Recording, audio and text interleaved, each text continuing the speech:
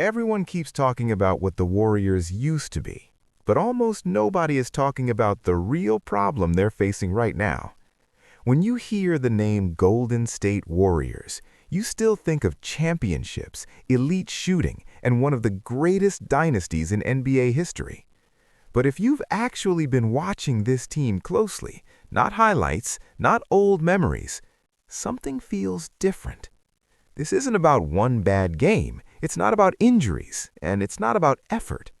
This is about a problem that's slowly growing, and if it doesn't get fixed, it could decide the future of this team. Let's start with the obvious.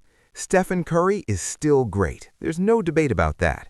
His shooting still changes games, his movement still creates space, and defenses still panic the moment he crosses half court.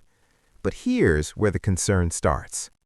The Warriors are relying on Steph Curry to solve everything. When the offense struggles, the solution is always the same.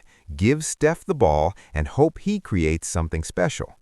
That's a dangerous way to play basketball, not because Steph isn't capable, but because no team can survive long-term when one player has to carry that much responsibility every single night, especially in today's NBA, where teams are younger, faster, and more physical. Point 2. The offense is no longer unpredictable. For years, the Warriors were impossible to guard because you never knew what was coming next. Ball movement, constant motion, players cutting without the ball. Now, the offense still has flashes of that beauty, but it's not consistent anymore.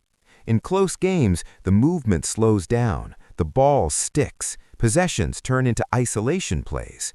Good defensive teams have started to read it. They're switching more aggressively, they're staying home on shooters, and they're forcing the Warriors into tougher shots late in the clock. That margin for error keeps getting smaller. Point 3. The two-timeline problem. This might be the most important issue and the hardest one to fix. The Warriors are stuck between two timelines. On one side, you have veterans who want to win right now. On the other side, you have younger players who need minutes, confidence, and patience to develop. And trying to balance both at the same time is creating hesitation. Lineups change, roles shift, confidence comes and goes. Championship teams don't play hesitant basketball, they play decisive basketball. Another thing people don't talk about enough is physicality. The Western Conference has become more aggressive. Teams attack the rim harder, they hunt mismatches, they force contact. And while the Warriors still compete defensively, they don't control games with defense the way they used to. That means they have to win with offense every night, and that's exhausting over a full season. This is usually the moment where teams have to make a decision. Do you fully commit to winning now, or do you start preparing for what comes next? The Warriors are still trying to keep one foot in the past and one foot in the future, and the NBA doesn't wait for anyone to figure it out. So the real question, are the Warriors still legitimate contenders, or are they holding on to a version of themselves that doesn't exist anymore? The dynasty created unforgettable memories, but the NBA doesn't reward memories, it rewards evolution.